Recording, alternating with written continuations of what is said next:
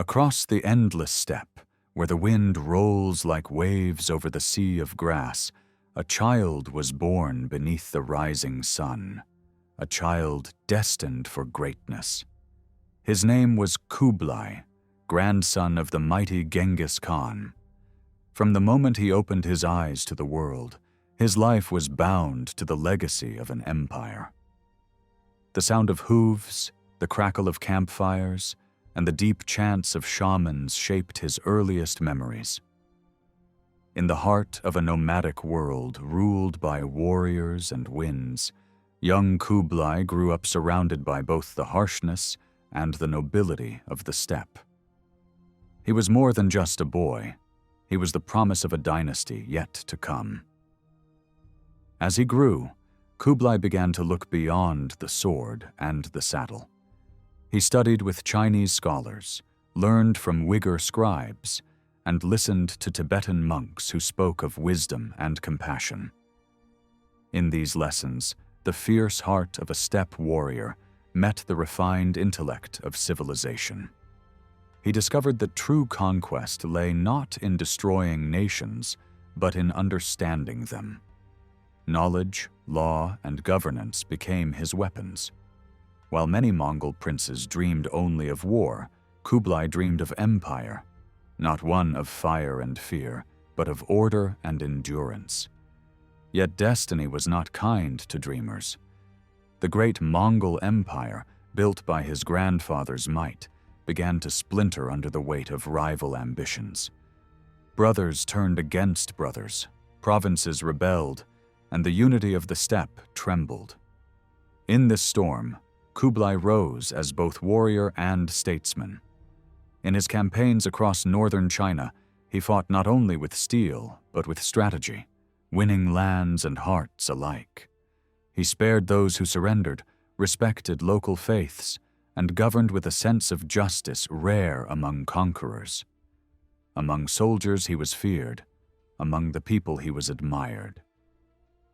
Thus, the story that began in the dust of the steppe found its echo in the marble halls of China.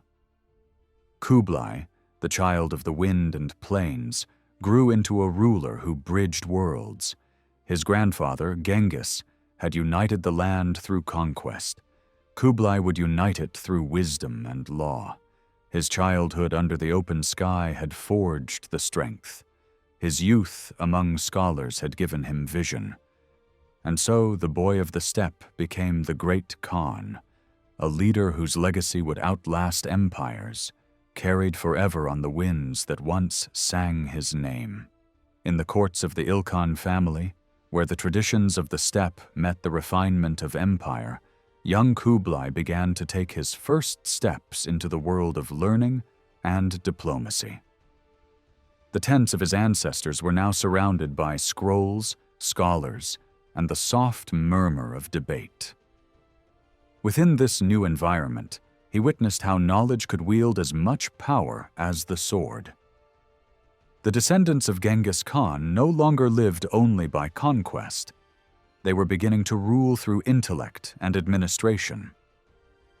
Kublai, curious and observant, absorbed the lessons of the elders and foreign envoys alike. Every conversation, every encounter was a window into the vast world that lay beyond the steppe, a world he was destined to understand and master. Education within the Ilkhan family wasn't confined to the arts of war. Kublai was taught languages, philosophy, and the subtleties of statecraft. Chinese Confucian scholars introduced him to ideas of moral governance, while Persian administrators showed him the value of record-keeping and law. Uyghur scribes taught him the beauty of writing, and Buddhist monks whispered of inner peace and balance. This multicultural education shaped his mind like a polished blade, sharp, reflective, and adaptable. Under the great tent of his lineage, he began to see that empires were not sustained by force alone, but by the wisdom to unite different peoples under a shared vision. As Kublai matured, he was sent on diplomatic missions, not as a warrior, but as a listener. He met with envoys from distant lands, heard their grievances, and learned the delicate language of negotiation. These early experiences taught him restraint, patience, and the power of empathy, traits rare among conquerors, yet essential for rulers. He learned to read the eyes of men as carefully as he read the lines of treaties. Through this, Kublai discovered that influence could be extended further through understanding than through fear.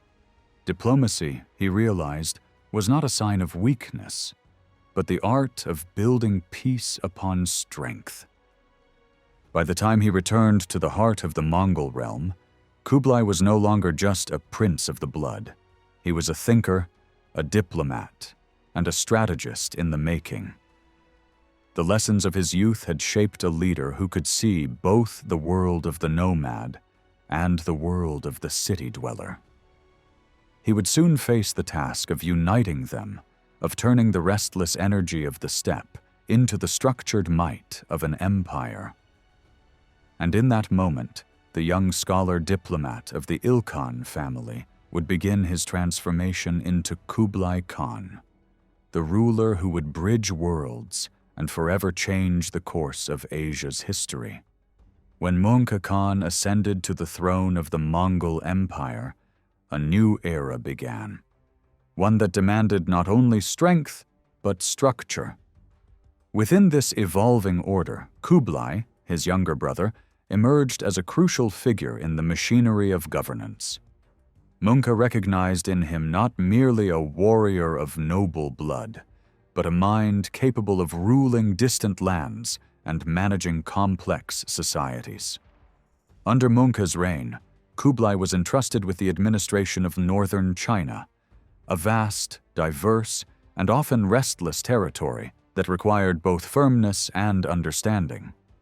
It was here, amidst the ruins of old dynasties and the hum of new cities, that Kublai would prove his worth as more than just a prince of conquest. He would become a builder of states. As governor, Kublai faced a formidable challenge: how to transform a Mongol rule from a system of military occupation into one of sustainable governance. His approach was as bold as it was unprecedented. Instead of ruling solely through force, he surrounded himself with Chinese scholars, Confucian officials, and local advisors who understood the rhythms of the land.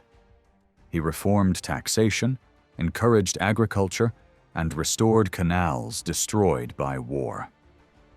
Under his oversight, towns began to flourish again, and trade routes revived. To many, this marked a turning point, a moment when Mongol rule began to evolve from mere domination into an organized empire capable of lasting peace. Möngke watched these developments with approval, realizing that Kublai's vision extended beyond the battlefield.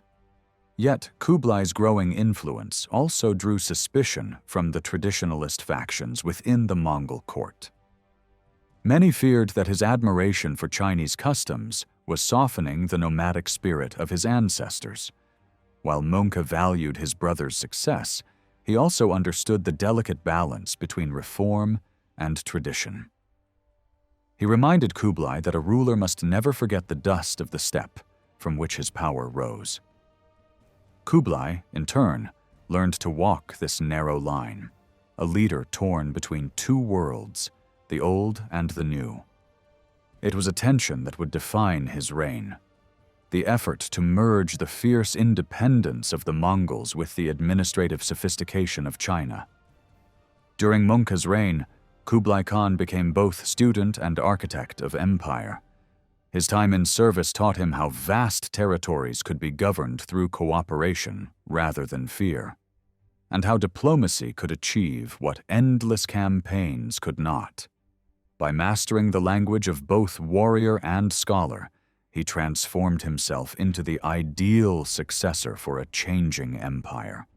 When the day came that Möngke's throne fell vacant, Kublai would step forward not as a mere claimant, but as a man forged by experience, one who had learned to see power not only as the right to command, but as the responsibility to sustain. Thus, the years under his brother's rule became the crucible in which the great Khan was truly born. As the Mongol Empire expanded toward the east and south, Kublai Khan's destiny led him to the heart of China, a land of immense wealth, deep history, and enduring resistance. The Song dynasty still held power over the fertile southern plains, its cities fortified, and its armies well organized. Yet the Mongols under Möngke's command sought to bring all of China under one rule. Kublai, already seasoned by years of governance and diplomacy, was chosen to lead this monumental campaign. When he set out across the northern frontiers, it was not only as a general, but as a statesman who understood both the psychology of war and the value of unity. His army carried not just weapons, but also the ambition to end centuries of division between the steppe and the settled world. The campaigns began with calculated precision. Kublai advanced through the northern provinces, combining the mobility of Mongol cavalry with the engineering skill of captured Chinese specialists. He ordered the construction of siege engines capable of breaking even the strongest stone walls, and his forces mastered the art of river warfare, something few steppe warriors had ever attempted. Each battle became a study in adaptation. The swift Mongol riders learned to fight amid forests, canals, and the results soon followed. City after city surrendered, either through conquest or negotiation, as Kublai's reputation for fairness spread alongside his military victories. The Song generals, proud and determined, resisted fiercely. Yet their loyalty was divided, their command fragmented, and their strategy defensive. Kublai, in contrast, moved with a vision larger than battle itself. He promised stability to the people who accepted Mongol rule and punished those who defied it only when necessary. This measured balance of fear and respect became his hallmark. The capture of key fortresses in the north and the submission of several Song commanders marked the first major breakthroughs of his campaign. In these victories, Kublai saw more than military triumph. He saw the outline of a unified China, one that could become the heart of a new empire stretching from the steppes of Mongolia to the shores of the South China Sea. As the dust of war settled over the conquered cities, Kublai Khan began to realize that his struggle was no longer just against the Song dynasty, but against time itself, the challenge of transforming conquest into governance. The early victories were but the beginning of a far greater dream, the creation of an empire that blended the might of the Mongols with the wisdom of Chinese civilization. These campaigns were the crucible that tested his leadership, the moment when the warrior of the steppe became the architect of a new age. From the clash of two worlds, nomadic and settled, sword and scroll, a new vision of empire was born, one that would soon make Kublai Khan the master of all China. In the mid-13th century, as Kublai administered the Mongol frontiers of North China, his court became a crossroads for monks, scholars, and envoys. Among the most influential visitors were Buddhist clerics, Tibetan lamas carrying the ritual sciences of the plateau, Chan, Zen abbots from Chinese monasteries, and translators able to bridge Sanskrit, Tibetan, Mongolian, and Chinese. Kublai listened closely. He had seen how belief could steady societies after war. Now he studied how Buddhist ethics, restraint, compassion, and merit might stabilize conquest. What began as curiosity soon became policy exploration. Could spiritual authority help legitimize new rule over old capitals? Kublai's first sustained engagements were with Tibetan clergy linked to the Sakya order. he invited the scholar monk Pa to his court, granting him the status of spiritual advisor and testing a model of patron-priest relations known as Choyan. In this arrangement, the ruler protected the church. The church, in return, offered ritual power, moral guidance, and networks of loyalty that reached across mountains and passes. Under Kublai's patronage, Buddhist rites were conducted alongside imperial councils, and monastic estates received legal protections. The relationship was not mere piety. It was a calculated instrument of governance, integrating frontier elites while dignifying a new imperial center. Exposure to Buddhist thought also sharpened Kublai's approach to religious pluralism. At Karakoram and later in his own residences, he hosted formal disputations among Buddhists, Taoists, and representatives of other faiths. These debates clarified for him which institutions could help rebuild cities, reopen granaries, and pacify populations. While he continued to respect Confucian administrators and protect Islamic and Nestorian communities, he increasingly favored Buddhist advisors in questions of ritual and kingship. Monasteries were encouraged to teach, to copy texts, and to organize relief in times of flood or famine. Public works that translated doctrine into visible order. By the time Kublai prepared to claim the mandate in China, Buddhism had tempered the steppe ethos with a language of rulership suited to agrarian empires. He adopted ceremonies that framed the Khan as a universal monarch who ruled through merit, not terror. He sponsored translation projects and supported the creation of a state script promoted by Pa to standardize administration. None of this made him a saint. He remained a pragmatist who waged war and levied tax, but it did reshape his horizon. In Kublai's hands, encounters with Buddhist monks were not a retreat from power. They were part of the architecture of it, giving his rule a moral grammar that could outlast the charge of cavalry. When Möngke Khan died in 1259 during the campaign against the Song dynasty, the unity of the Mongol Empire trembled once again. The question of succession, always the most delicate matter among the sons of Genghis, was now open. In the east, Kublai commanded vast armies and governed rich Chinese territories. In the north, his younger brother Ariq Böke held the traditional heartland of Mongolia and the loyalty of the old steppe nobles. Between them stretched an empire at its greatest extent, but also at its most fragile.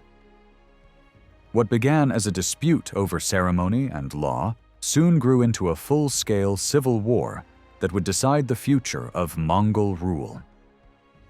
The struggle between Kublai and Ariq Böke was not only a contest of power, it was a clash between two visions of the empire itself, one rooted in the traditions of the steppe, the other looking toward a new, sedentary world. Kublai, already seasoned by administration in northern China, believed that the Mongol Empire must evolve if it were to endure. He had learned from scholars and ministers how to govern complex societies through systems of taxation, written law, and diplomacy. His power rested on rich provinces, organized armies, and a network of supply lines stretching from the Yellow River to the Great Wall.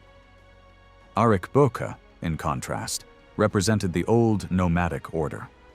Based in Karakoram, he stood for the values of the pure steppe, simplicity, mobility, and the sacred authority of the Khanate's heartland.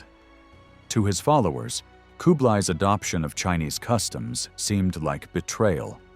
To Kublai's supporters, Ariq Böke's defiance threatened to drag the empire back into chaos. The ideological divide between the brothers mirrored the transformation of the Mongol world itself. The war that followed was as brutal as it was decisive.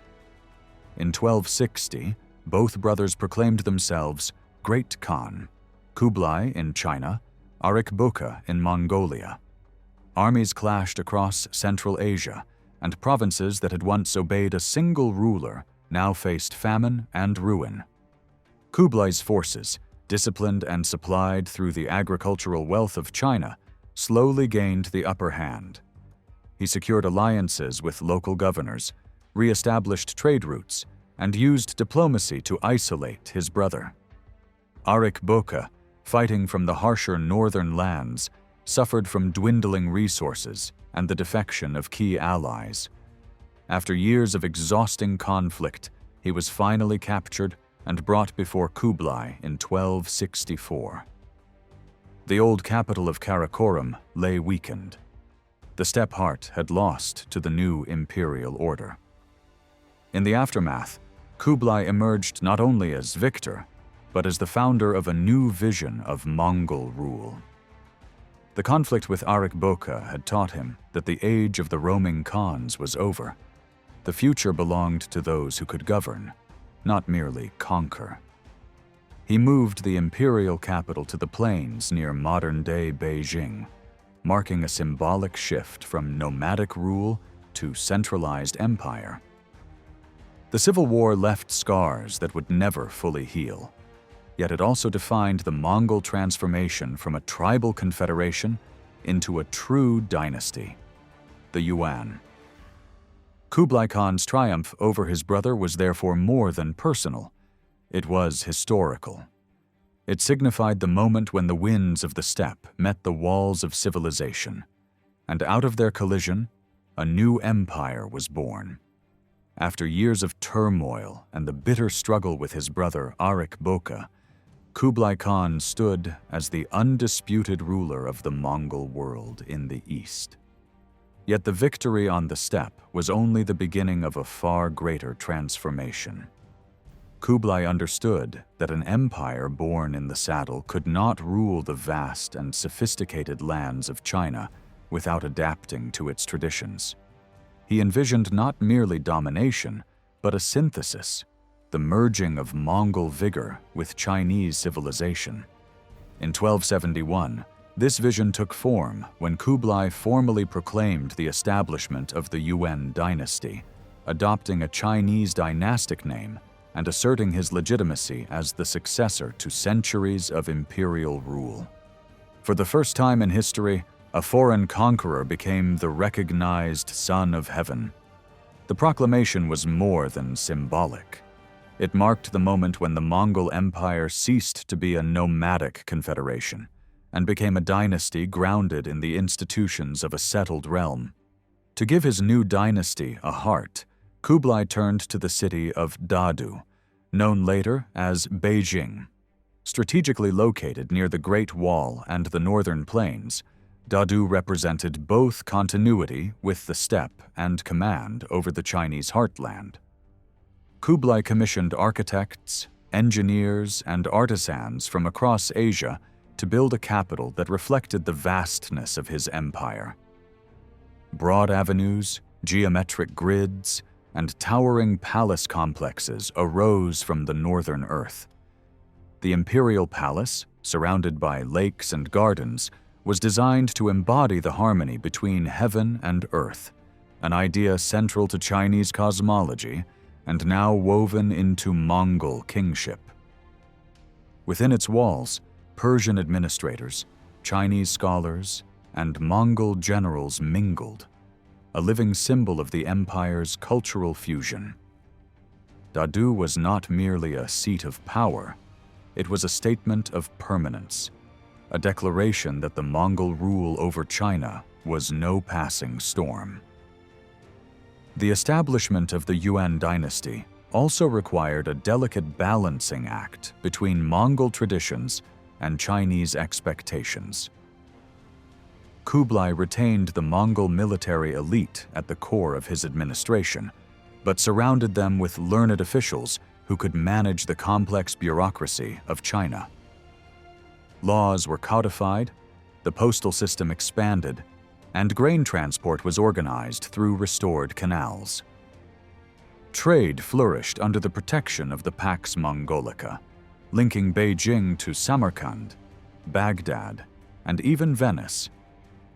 Yet Kublai did not fully abandon his steppe heritage. Great assemblies were still held in the open plains. The spirit of the nomads lived on in the grandeur of court ceremonies and the mobility of imperial command. The Yuan court became the meeting point of worlds, where silk and felt, Chinese ritual and Mongol custom coexisted under the same golden standard. By founding the Yuan Dynasty and making Dadu his capital, Kublai Khan achieved what none of his forebears had. He transformed conquest into governance and empire into civilization. Under his rule, China was unified for the first time in centuries, and the Mongol dominion reached its most organized and enduring form. The shining roofs of the new capital reflected not only the power of a conqueror, but the ambition of a statesman who sought to build a bridge between nomad and farmer, steppe and city, east and west. From the dust of the plains rose the gleaming city of Dadu, the heart of an empire that would define Asia for generations to come, and the stage upon which Kublai Khan would enter history as both conqueror and emperor of a new world. By the early 1270s, Kublai Khan's dream of a unified China was within reach. Yet the task that remained before him was formidable. The southern Song dynasty, entrenched beyond the Yangtze River, still held sway over the wealthiest and most populous regions of the empire. Its cities gleamed with trade and scholarship. Its armies defended mountain passes and river strongholds with determination born of desperation. For decades, the Mongols had dominated the north. Now, the conquest of the south would determine whether Kublai's new Yuan dynasty could truly claim the mandate of heaven. The campaign would become one of the most complex and decisive wars in medieval history, a test of endurance, ingenuity, and the will to unify a divided civilization.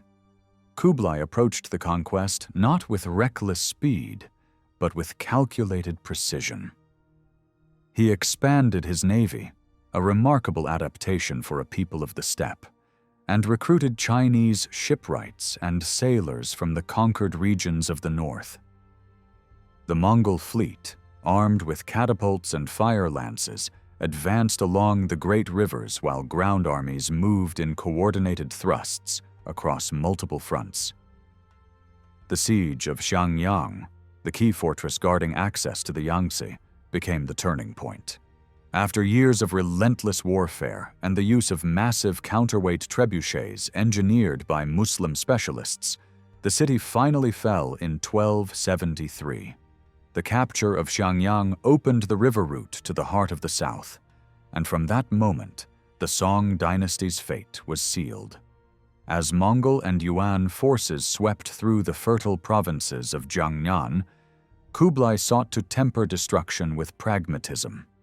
He offered amnesty to officials who surrendered and promised to preserve local institutions under imperial oversight. Yet resistance persisted, fueled by loyalty to the Song court and the belief that divine favor still protected the southern dynasty. In 1276, the capital Linnan, modern Hangzhou, was surrounded and forced to submit. The young Emperor Gong, barely a child, was taken into custody, a tragic symbol of the dynasty's fall. Some remnants of Song resistance fled southward, clinging to the coastline and islands, but even these outposts were gradually crushed.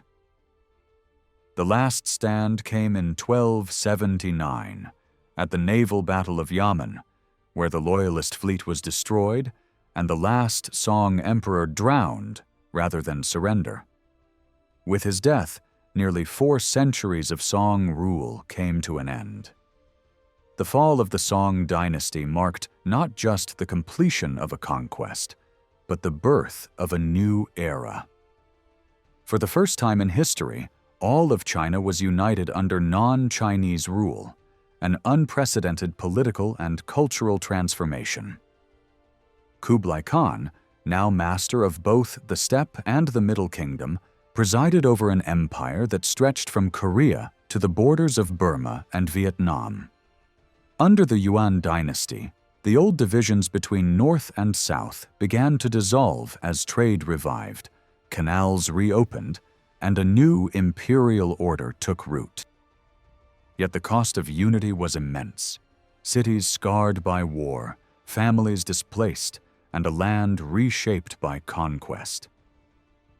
Still, in the eyes of history, Kublai's victory over the Song signified the fulfillment of his vision, a single, vast, and enduring empire where the thunder of hooves had given way to the hum of a rebuilt civilization. Once the wars had ceased and the banners of the Yuan Dynasty flew over every province of China, Kublai Khan turned from conquest to governance.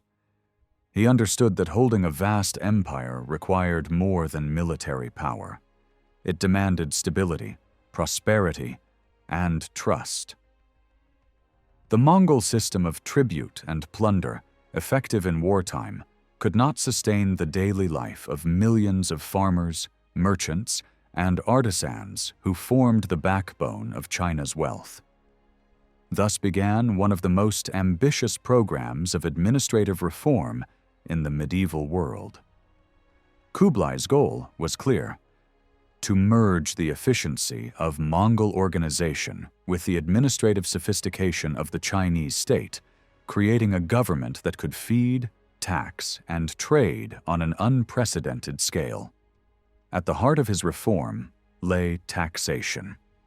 The Yuan administration replaced arbitrary levies with a fixed and rationalized tax system based on land surveys and household registers. Experienced Chinese officials were appointed to assist Mongol overseers in assessing each region's productive capacity. This ensured a steady flow of grain and silver to the imperial treasury, while reducing corruption and abuse.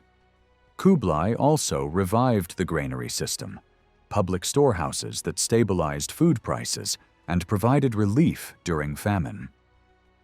For the first time under Mongol rule, taxation became not merely an instrument of control, but a means of economic management. It was a delicate balance. The empire still demanded tribute from conquered lands, yet it sought to sustain those same lands as living parts of its system rather than exhausted spoils of war.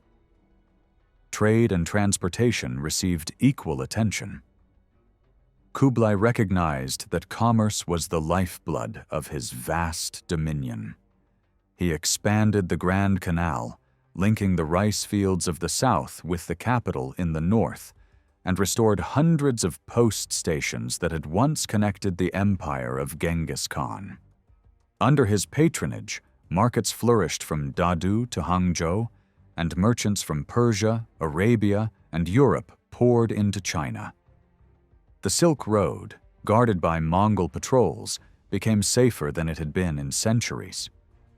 Kublai also introduced the world's first widely used paper currency, the chow, issued under strict state supervision.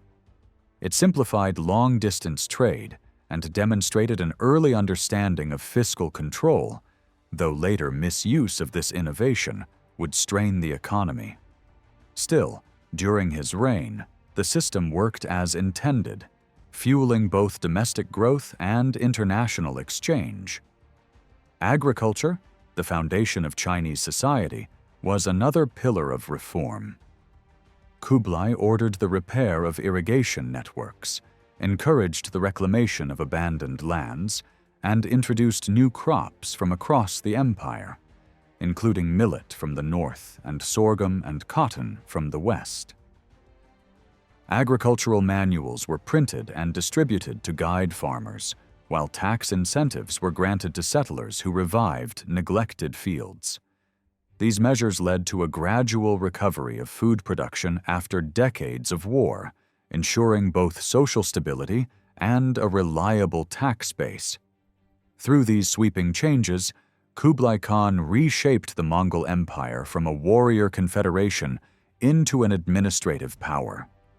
The reforms in tax, trade, and agriculture turned the Yuan Dynasty into a functioning state, one capable of feeding its people, sustaining its armies, and connecting continents under a single imperial order.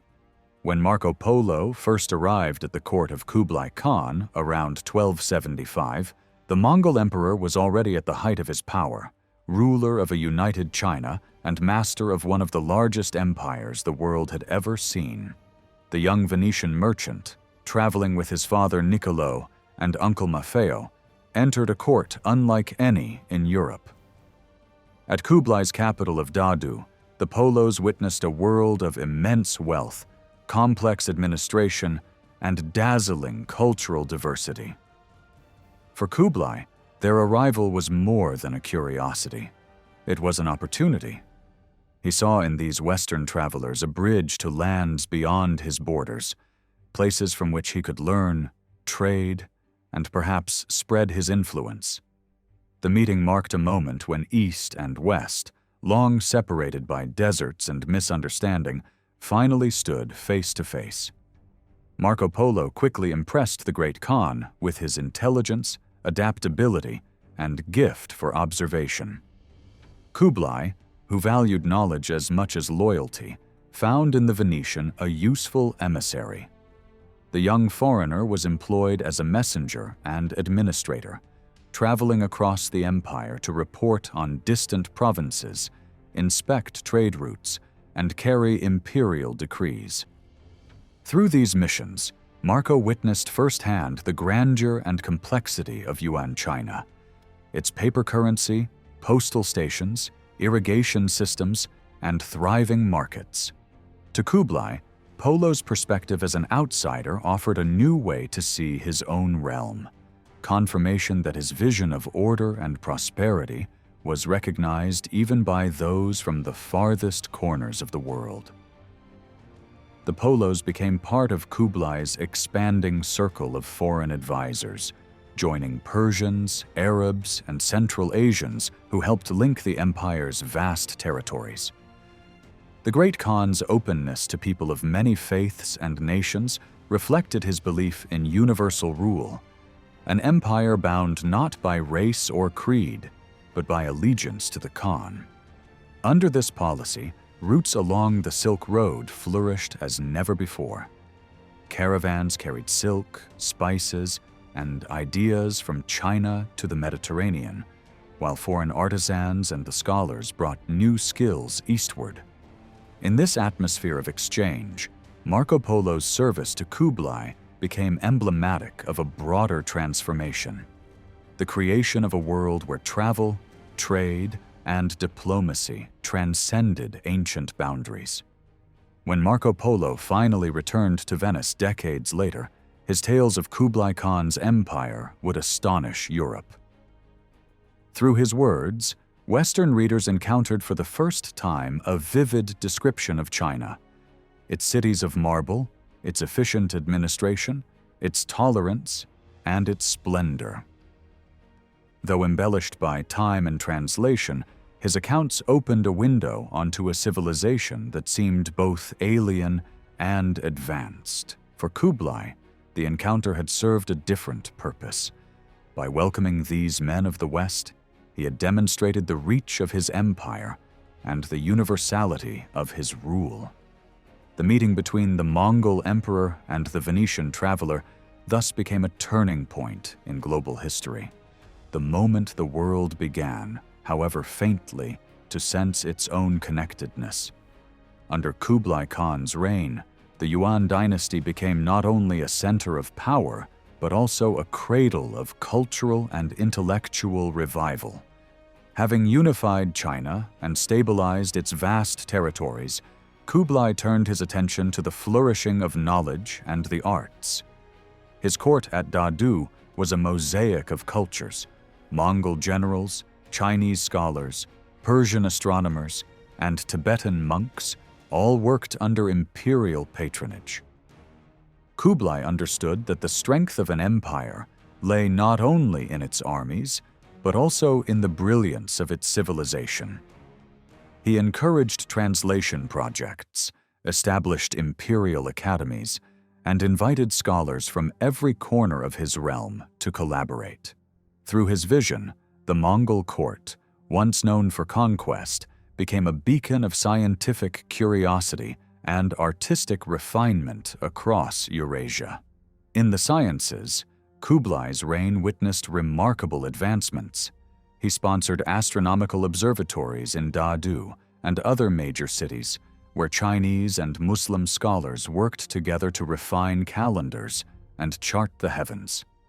Under his orders, the season-determining calendar was created, a fusion of Islamic and Chinese astronomical knowledge that improved agricultural planning and navigation. Medical studies also prospered. Kublai founded institutions for the study of traditional Chinese medicine and supported the translation of Persian and Arabic medical texts. The empire's vast communication network, stretching from the Black Sea to the Pacific, allowed ideas, herbs, instruments, and technologies to flow freely. For the first time in centuries, the Silk Road became not only a trade route, but a corridor of scientific exchange, uniting East and West in shared discovery. The arts, too, found new life under Kublai's rule. The emperor, though a conqueror, appreciated beauty and symbolism as instruments of power. Court painters developed a new synthesis of Mongol, Persian, and Chinese aesthetics, dynamic scenes of horses, mountains, and imperial hunts that celebrated both nomadic vigor and refined elegance. Poets and playwrights thrived, composing in multiple languages and experimenting with new theatrical forms such as zaju, a style of musical drama that reflected the diverse voices of Yuan society. Kublai's patronage extended beyond the court. Local artisans were commissioned to create ceramics, textiles, and calligraphy that blended regional traditions. Through this cultural fusion, art became the language of unity, expressing the emperor's dream of an empire without borders. Architecture, the most visible expression of imperial power, stood at the heart of Kublai's legacy. He envisioned cities as symbols of order and harmony, reflections of heaven's mandate on earth. In Dadu, he oversaw the construction of majestic palaces, administrative halls, and temple complexes aligned with geomantic principles. The capital's layout, built on a strict grid, represented cosmic balance and political control. Buddhist temples and monasteries rose beside Confucian academies, while bridges, canals, and gardens reshaped the urban landscape into a vision of abundance and peace. Each structure carried both practical and symbolic weight.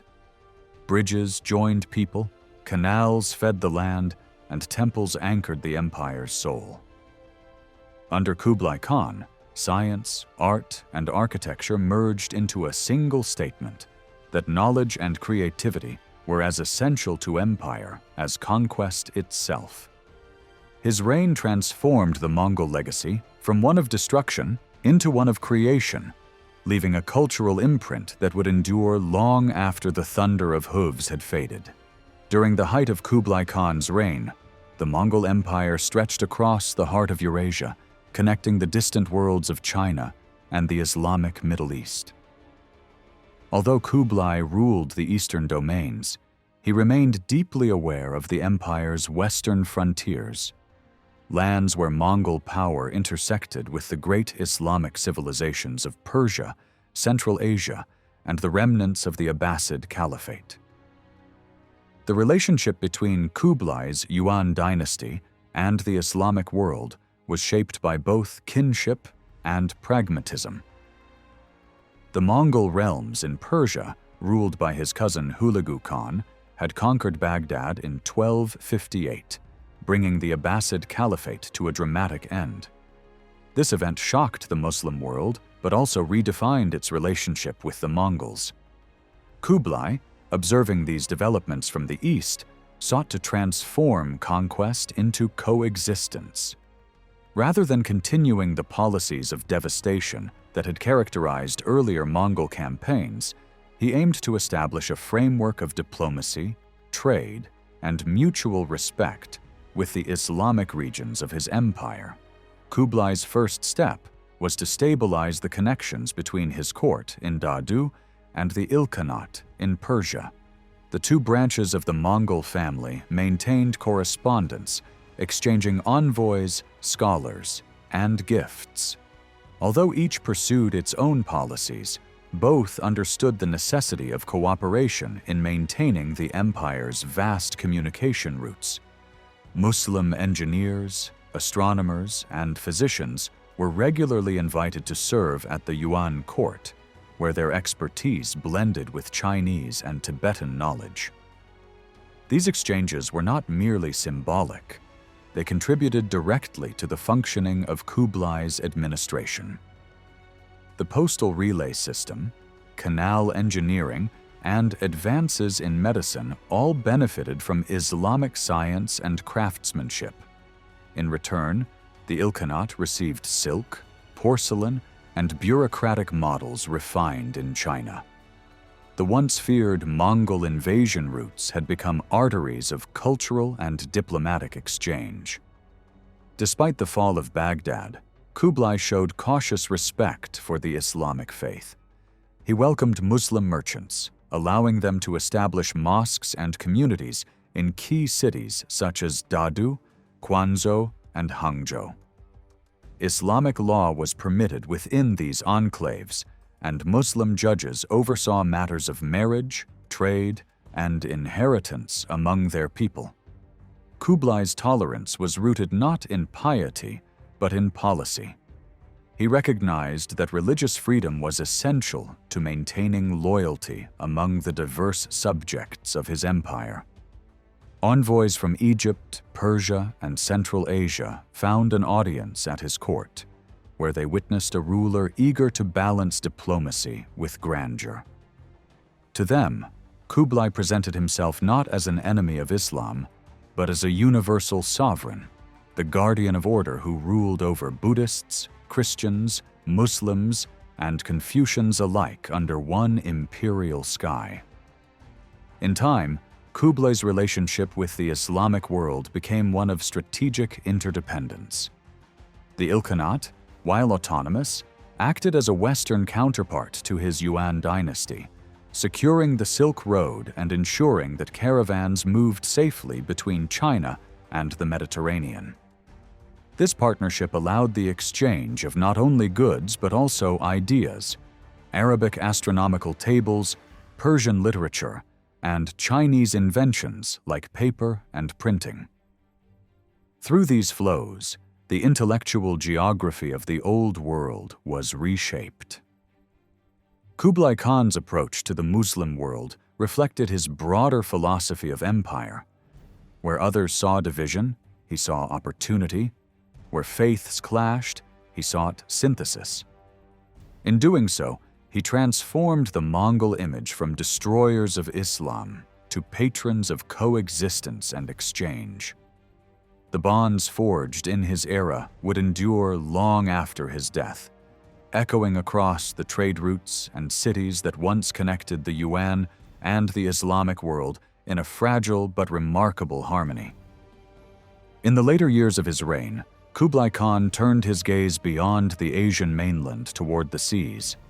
Having unified China and brought vast territories under the Yuan banner, he sought to expand his influence into the maritime world, a realm that had long escaped Mongol domination.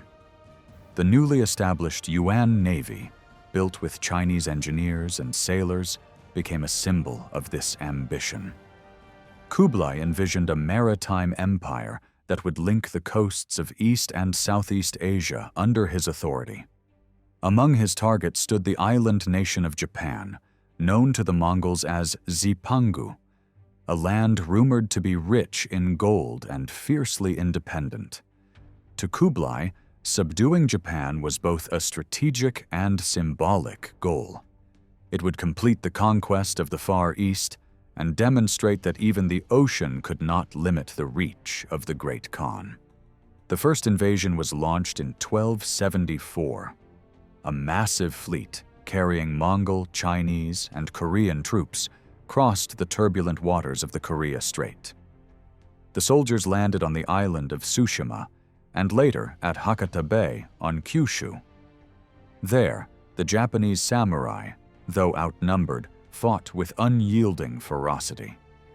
The Mongols' explosive weapons and organized formations shocked the defenders, yet coordination among the invaders faltered. That night, a sudden storm, later immortalized as the kamikaze or divine wind, tore through the fleet, scattering ships and drowning thousands. Though some forces managed to return to the mainland, the campaign had failed. For Kublai, it was an unprecedented setback. The sea had proven a more formidable barrier than any wall or army he had faced on land. Undeterred, Kublai prepared for a second and even grander invasion. In 1281, he assembled one of the largest fleets in history, nearly 4,000 ships and more than 100,000 men, drawn from China, Korea, and the recently subdued kingdoms of the south. The operation required immense logistical coordination. Ships were built in multiple provinces, supplies transported over great distances, and armies trained for amphibious warfare. Yet despite its scale, the campaign again met disaster. After initial landings, the Mongol forces struggled to establish a foothold. Japanese resistance stiffened, and once more, nature intervened. A catastrophic typhoon struck the invasion fleet, smashing ships against the rocky coastlines and sending tens of thousands to the depths. The survivors limped back to the mainland, marking the final end of Kublai's dream of conquering Japan. The failed invasions of Japan exposed the limits of Mongol power and the fragility of overextension. The great Khan, who had once bent continents to his will, was forced to accept that the seas remained unconquered. Yet these maritime campaigns were not in vain. They demonstrated the Yuan Dynasty's transformation into a naval power and reshaped the political landscape of East Asia. Japan, forever changed by the invasions, would emerge more unified and cautious of foreign threats. For the Mongols, the defeats served as lessons in humility and adaptation, a reminder that empire, no matter how vast, could not command the forces of nature. In the chronicles of history, Kublai's fleets became both a testament to his ambition and a symbol of the boundaries of human power. A ruler who could conquer empires, but not the wind. In the final decades of his reign, the once tireless conqueror Kublai Khan began to feel the weight of age and empire pressing heavily upon him. The vast realm he had forged, stretching from the Siberian forests to the shores of Vietnam, demanded constant attention. Yet the vigor that had once driven him through battlefields and councils had started to fade. Years of governance, endless campaigns, and personal losses eroded his strength. The death of his beloved wife, Chabi, in 1281 marked a turning point in his spirit. Grief made him retreat further into the rituals of the court, where food and drink became his refuge. His body, once strong and commanding, grew frail under the strain of obesity and gout. Even as he remained outwardly the great Khan, the fire that had once guided his ambitions dimmed, replaced by contemplation, frustration, and fatigue. As Kublai's health declined, the empire's once dynamic administration began to stagnate. Corruption crept into the bureaucracy he had so carefully built, and factions at court vied for influence behind closed doors. The immense wealth generated by his reforms and conquests now drained away into the extravagance of palace life and the cost of maintaining distant garrisons. Trade and agriculture still flourished, but the energy of innovation that had characterized his early rule weakened under the weight of complacency. Kublai increasingly relied on trusted ministers and eunuchs to manage affairs, while his focus shifted toward religious ceremonies and attempts to secure his legacy. Despite these struggles, he retained flashes of his old wisdom, issuing edicts to preserve stability and prevent the disintegration that had destroyed other Mongol realms. Yet it was clear that the empire was beginning to outgrow even its founder's grasp. In 1294, after years of illness, Kublai Khan died in his palace at Dadu, surrounded by the symbols of both his triumph and his exhaustion. His passing marked the end of an era, not only for the Mongols but for all of Asia. Few rulers before him had commanded so vast and diverse a dominion, or left behind a legacy so complex. Under his rule, China had been reunited, the Silk Road revived, and the bridges between East and West rebuilt after centuries of division. Yet the cost of empire had been immense. Millions dead in conquest, and a bureaucracy stretched to its limits. For the Mongol nobility, his death brought uncertainty. Without Kublai's authority and vision to bind them, the unity of the Yuan Dynasty began to waver. The decades that followed revealed both the strength and fragility of Kublai's legacy. His successors inherited an empire rich in culture and resources, but burdened by administrative excess and internal division.